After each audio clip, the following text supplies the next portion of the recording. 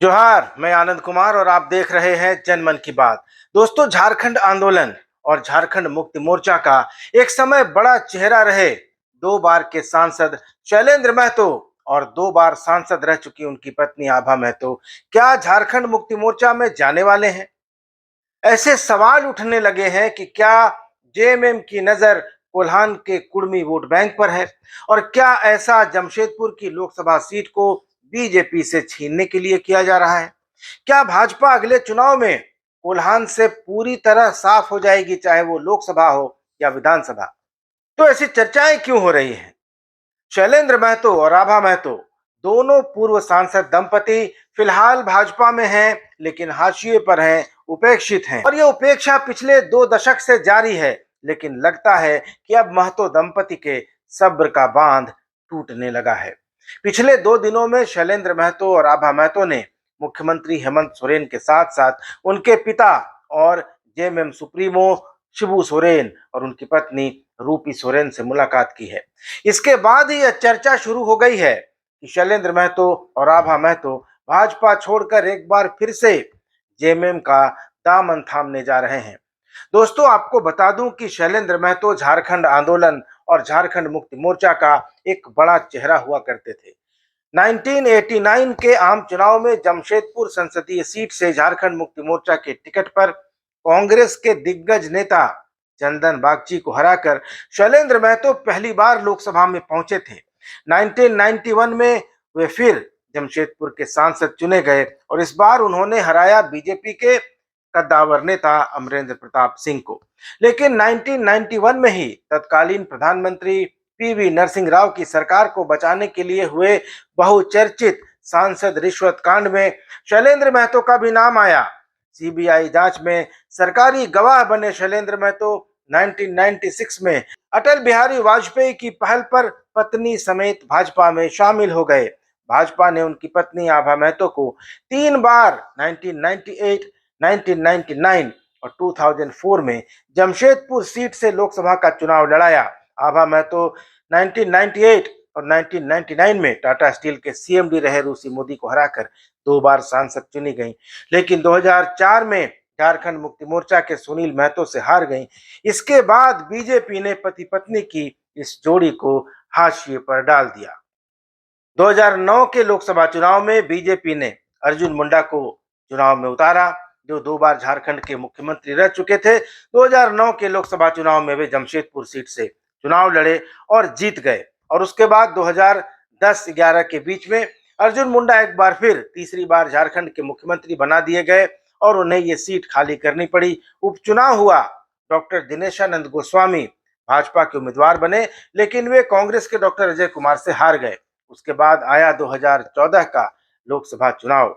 अर्जुन मुंडा की पहल पर विद्युत वरण महतो, जो कि तब बहरागोड़ा से झारखंड मुक्ति मोर्चा के विधायक हुआ करते थे, उनको भाजपा में लाया गया और उनको टिकट दिया गया और ये सारा कुछ शैलेंद्र महतो और आभा महतो को साइज में लाने के लिए किया गया, उनका कद घटाने के लिए किया गया। अर्जुन मुंडा का दौर 2014 के बाद झारखंड की राजनीति में घट गया, क्योंकि अर्जुन मुंडा खुद 2014 का विधानसभा चुनाव हार गए और अगले 5 साल तक वे हाशिए पर रहे। उसके बाद 2014 में उदय हुआ रघुवर दास का, जिन्होंने 5 साल तक बीजेपी की सरकार चलाई और 2004 से 2024 तक यानी पूरे 2 दशक 20 साल तक जमशेदपुर की राजनीति, कोल्हान की राजनीति और झारखंड की राजनीति से शैलेंद्र महतो और आभा महतो को भाजपा ने काट कर रखा और इसका परिणाम हुआ कि इस 20 साल में भी शैलेंद्र महतो और आभा महतो को कई बार बीजेपी छोड़नी भी पड़ी। पहली बार अपनी उपेक्षा से आहत होकर आभा महतो ने 2009 में भाजपा छोड़ दी थी। हालांकि कुछ समय बाद वे भाजपा में वापस आ गए, लेकिन मार्च 2019 में एक बार फिर शैलेंद्र महतो और आभा महतो ने बीजेपी छोड़ी और नई दिल्ली में कांग्रेस में शामिल हो गए। लेकिन 2019 के विधानसभा चुनाव के ठीक पहले ये महतो दंपति वापस बीजेपी में चले आए।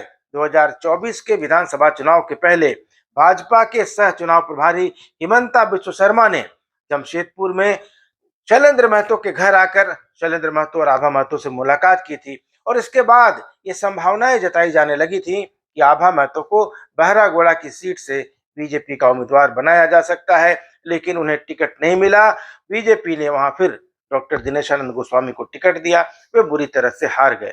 और इसके बाद से ही शैलेंद्र महतो, आभा महतो पार्टी से नाराज चल रहे थे। और अब हेमंत सोरेन और शिबू सोरेन से मुलाकात के बाद ये संभावनाएं जताई जा रही हैं कि दोनों की जेएमएम में वापसी हो सकती है।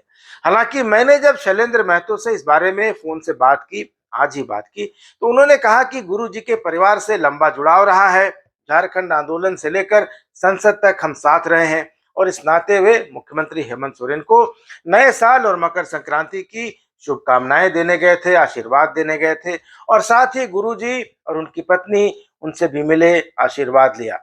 लेकिन शैलेंद्र महतो के नजदीकी सूत्र बता रहे हैं कि उनकी जेएमएम में वापसी करीब करीब तय है, बस दिन और तारीख की घोषणा होनी बाकी है।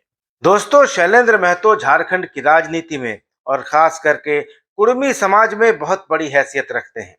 यह बात अलग है कि बीजेपी ने कभी उनका सही उपयोग नहीं किया और कुर्मी वोटों के लिए सुदेश महतो और आजसू पर निर्भर रह गई।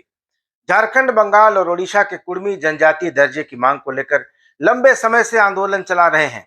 भाजपा शैलेंद्र महतो को उचित सम्मान देकर राज्य में राजनीतिक रूप से बेहद जागरूक और ताकतवर कुर्मी समुदाय को अपनी तरफ लाने की कोशिश कर सकती थी, लेकिन उसने ऐसा किया नहीं। और किया क्या नहीं, बल्कि ऐसा सोचा भी नहीं। इधर झारखंड की राजनीति में जयराम महतो का उदय हुआ, जिन्होंने 1932 के खतियान, रोजगार, विस्थापन और पलायन जैसे मुद्दे उठाकर झारखंड के युवाओं के आक्रोश को स्वर दिया और देखते देखते लोकप्रियता के शिखर पर पहुंच गए। पूरा कुर्मी समुदाय, खास करके युवा कुर्मी, उनकी तरफ हो लिए। झारखंड विधानसभा के चुनाव में जयराम महतो की पार्टी झारखंड लोकतांत्रिक क्रांतिकारी मोर्चा ने 14% वोट हासिल किए। जयराम महतो अपनी सीट जीत गए।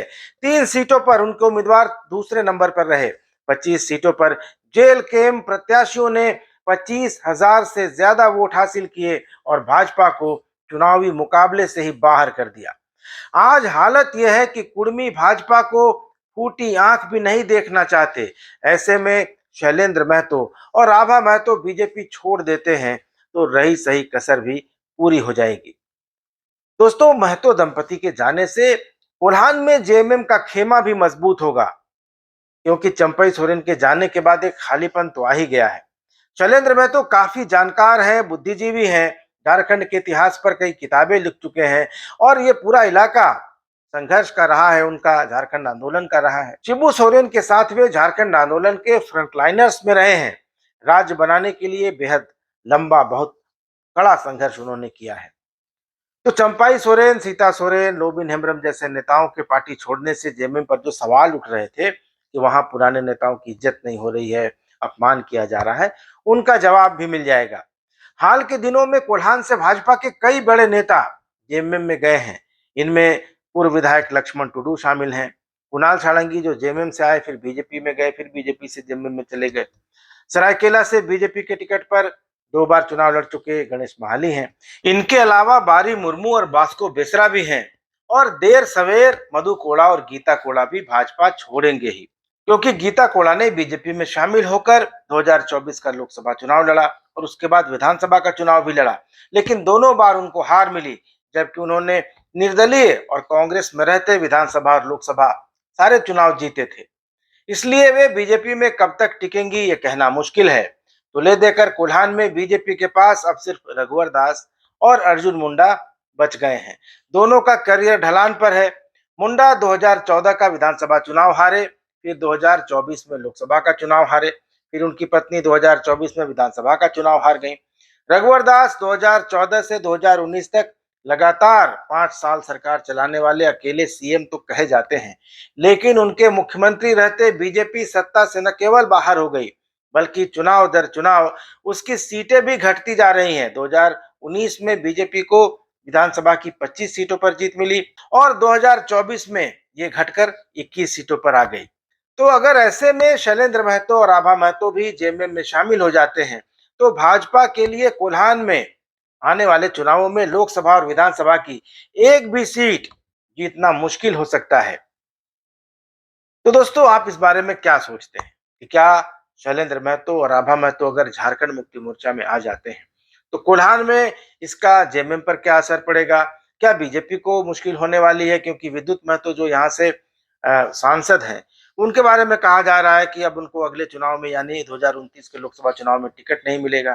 तो अगर आभा महतो या शैलेंद्र महतो में से कोई जेएमएम की तरफ से लोकसभा का चुनाव लड़ता है, तो ऐसे में क्या स्थिति रहेगी? अपनी प्रतिक्रिया ज़रूर दीजिएगा, चैनल को सब्सक्राइब ज़रूर कर लीजिएगा। धन्यवाद, नमस्कार।